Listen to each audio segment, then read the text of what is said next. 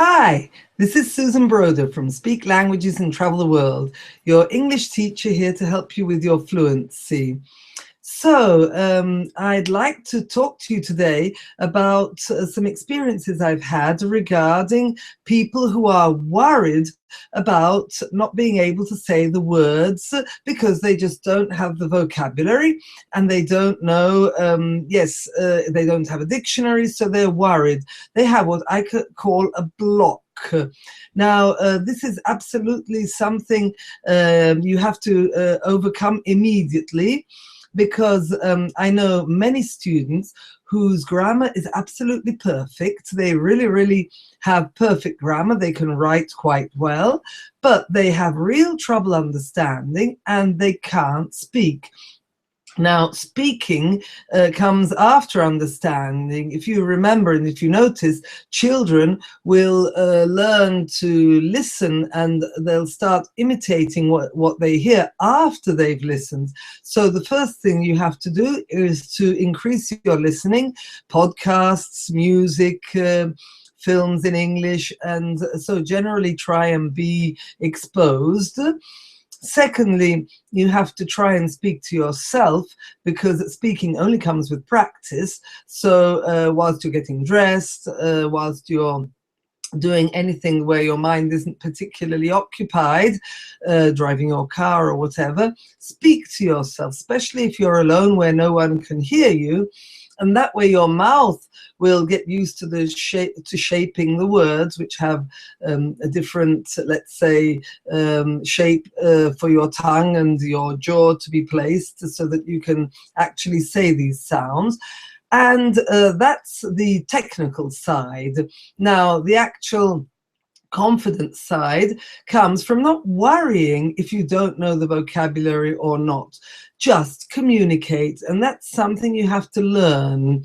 But you can learn it by speaking to yourself.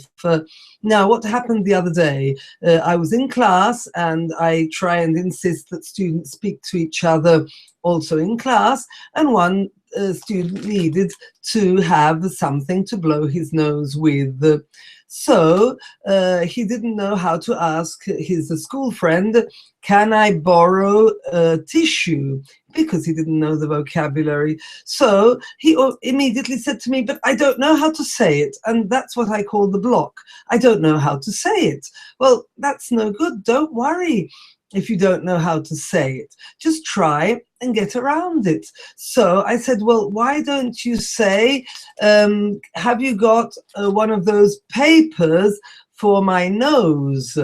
And I'm sure she'll understand. So that's what he did. And she passed a tissue.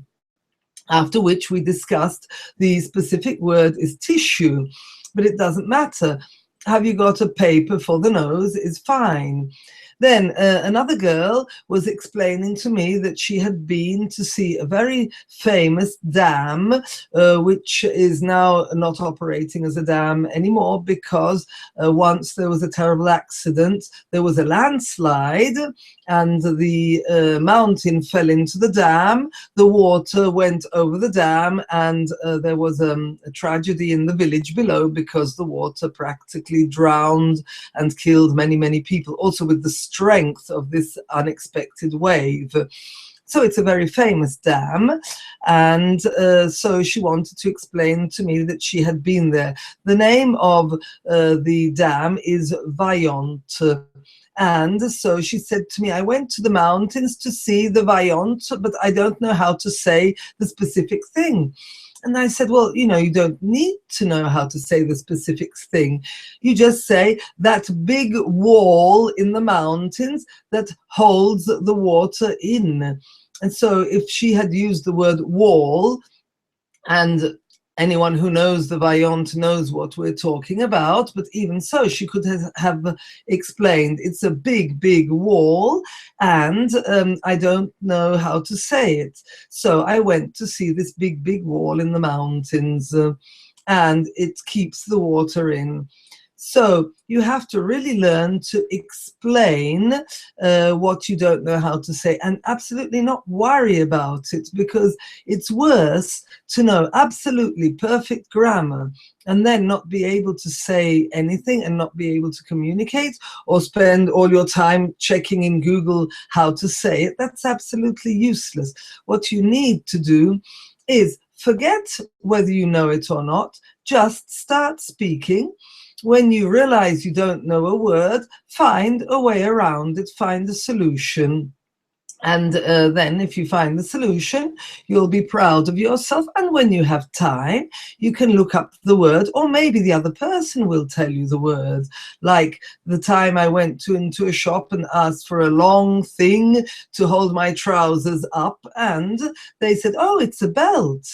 This was the time I was visiting in Germany. So if you don't know the word, don't worry about it, explain it. Okay, so this is really important advice, because otherwise you'll never free yourself from this block. You must try and unblock, and the best way is starting by speaking to yourself, so you get used to it. And then when you're used to it, you'll be that much more confident also in public. I hope this was useful. I look forward to seeing you again. Don't forget, download my free fluency exercises from the link in the description below. If you want to comment, I'd be happy to hear from you. If you need any particular subject being explained.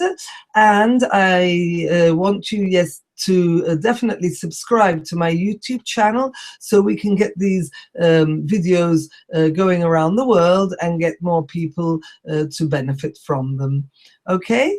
Okay, look forward to seeing you in the next video, and have a wonderful day. Bye. Bye-bye.